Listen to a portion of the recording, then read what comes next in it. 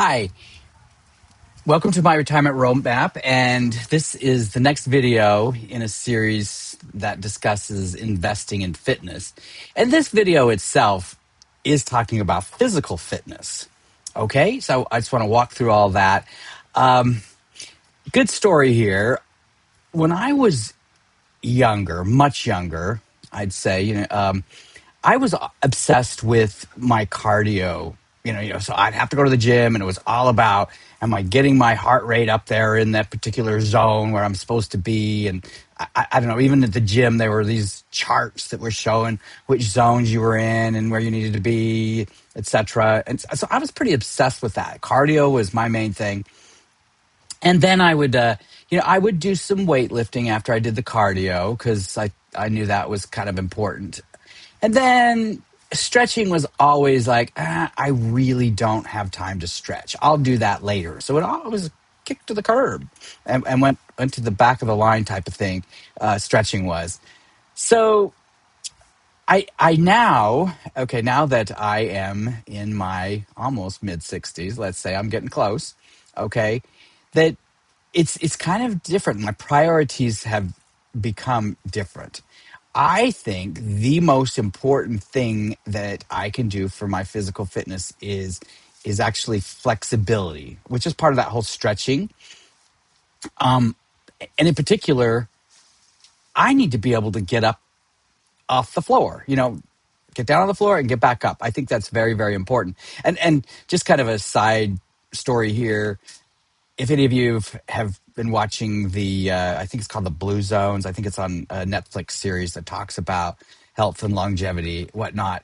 And one that just is imprinted in my brain, and I believe, okay, that it was set in Japan. And it was this person that they were featuring. I'm pretty sure he was in his 90s, might even have made it to 100. But he was up and down off that floor. No problem at all. And that really resonated with me. And I think that is super important as we age, is that being able to do that. Now, getting up and down off the floor, that's a lot about flexibility. It's a lot about our core strength.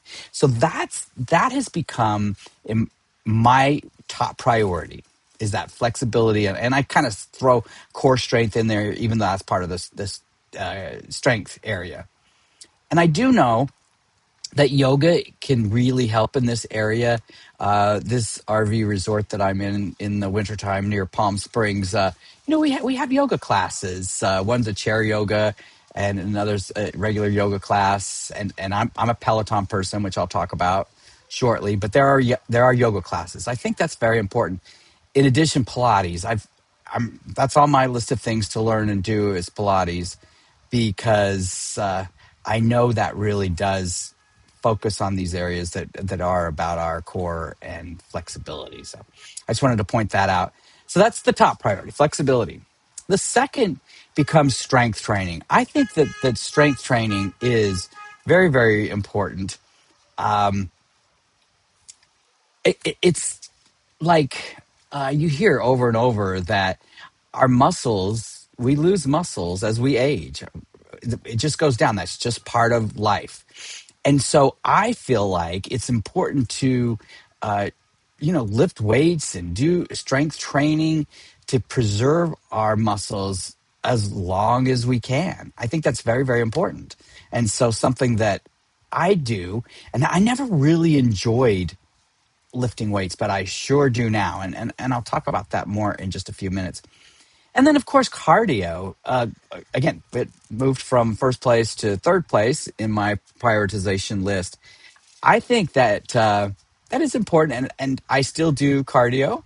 But as we age, walking is one thing that we can do, and a lot of us have that opportunities where we can walk fairly easy. I don't even know, like, there's is it the silver sneakers at the mall or whatever? I've never done that, but I know that we have a lot of options where we can do walking.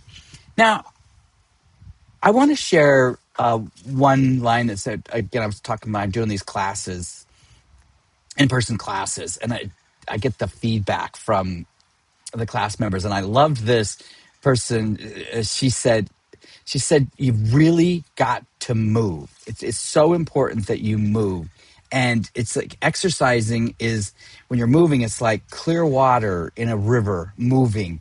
It's amazing how great that is for our bodies. And if we don't move, if we're just sitting around and we're sedentary, then that's like water that's just stagnant, yucky looking, that sort of thing. So I love that. I wanted to incorporate that as well. So now I think that when it comes to physical fitness, it really is you've got to figure out what works for you, because we are all very, very different in how we come up with what motivates us to do physical fitness. And I want to talk about that for a few minutes here, because I think this is very important. I am at, probably people would say I'm at one extreme, but I do think maybe some folks who are, up in there close to their mid 60s and older might resonate with some of the things that I do for my physical fitness type of thing. Let's go back to COVID. It was probably March 15th or 16th, okay? And well, I think came out on March the 15th. The state of California said, hey, listen, we're going to lockdown. Get your shopping done. You got to have it done on the 16th of March because we're shutting down on the 17th. Now, coincidentally, that's what, St. Patrick's Day. It's like we don't want people out at the bars and spreading this stuff. So I said to my partner, Jeff, I said, fire up the pickup truck. We're going shopping. And we headed because I absolutely needed a way to do cardio, because it's part of how making me feel better. It was super important to me. So we went to one store that had physical equipment like ellipticals and treadmills, etc. And it just wasn't going to go there. I wasn't crazy about the equipment, and they were also very expensive. So we went to another place a few miles away. And it was kind of a used sports store type thing. But we walked in there, and there sat this Schwinn stationary bike, and it was for sale, and it was assembled. It was ready to go. It was actually new, and I looked it over and I said to Jeff, I said, I think this is it. This will help me out. Let's go for it. So we went to check out, and it was funny. I got to tell this story, but it was funny because my partner he says, can we get a little discount on this, since it's a floor model? And I was like, I'm having none of that, right? We bought cash. We were ready to go. I said, we just take it as is, and we'll pay full price. Because I was ready to pay twice that much. And I imagine it, 30 minutes later, if that hadn't gone out the door, somebody else would have paid it. So off we did.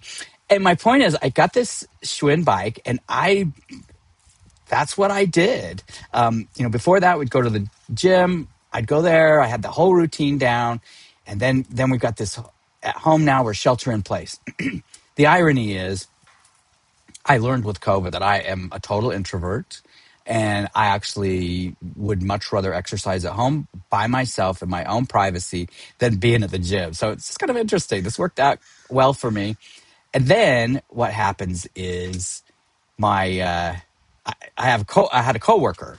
She was in the Atlanta area, and she would talk about how she was into Peloton. And I'm thinking, well, Peloton, that's kind of for the rich and hoity-toity people, and I don't want nothing of that. That's sort of my thinking, right? And so I just kept with my Schwinn bike, and I found an app, that had rides that you could follow and stuff. And I really enjoyed that. It helped me out. But then our next door neighbor had bought a Peloton bike, and they weren't using it. They much preferred the treadmill. And I'm not. This isn't an endorsement for Peloton. It is not. So I'm just talking about that. I just want to say this is my experience. But anyway, so our neighbor, we ended up buying our neighbors. We bought their Peloton bike, and I really got into the whole Peloton thing. For me, I'm an introvert, but yet I'm out there. I'm with people. I became obsessed with Peloton, and it's been a great success for me.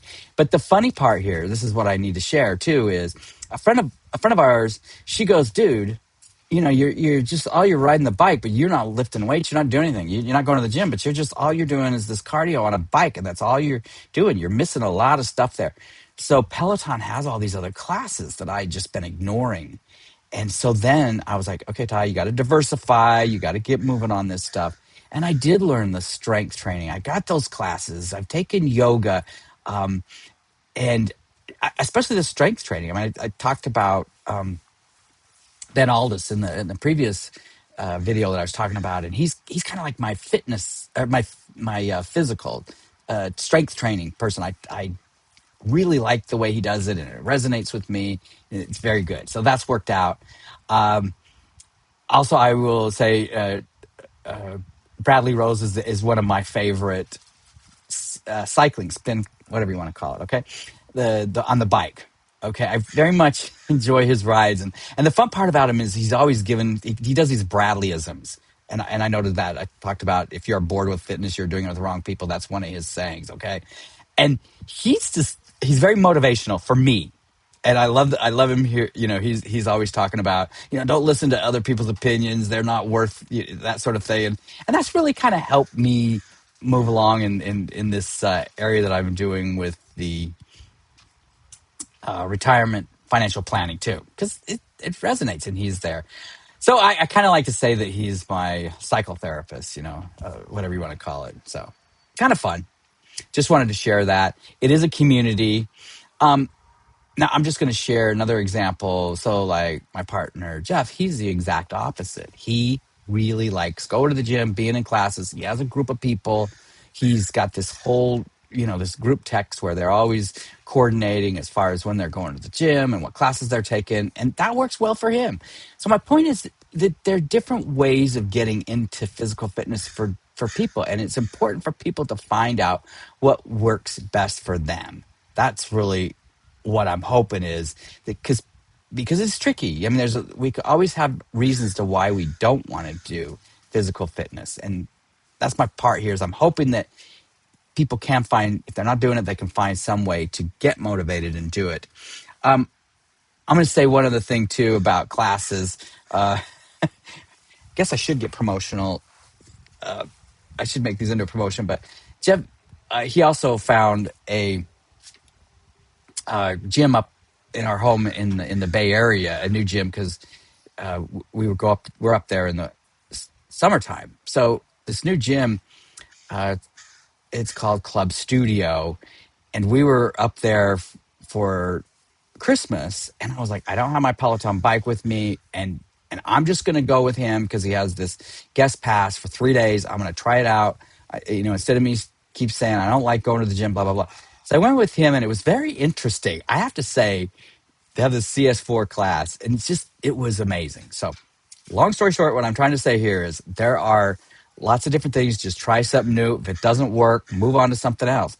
And candidly, I I don't have a problem with people spending money on getting involved. As an expensive gym membership, if that's what it takes, if you're really using it, I think that's still a very good investment in our fitness and our longevity. There's one other quote that I don't have here, I guess, on the screen, but the quote is something like, "Live long, but die fast." And that point is, like if you take care of yourself and your body, you can live a really long time. But then when it's time, when it's over, you just want to go, because the other alternative is if you're not very healthy, you're going to live a long time, and certainly medical science is keeping us alive a lot longer than we had before, and some people we just aren't in that great a shape for that. So, okay, I think I've said enough about physical fitness, and the next video we'll talk about healthy weight and nutrition. Thanks, and see you on the next video.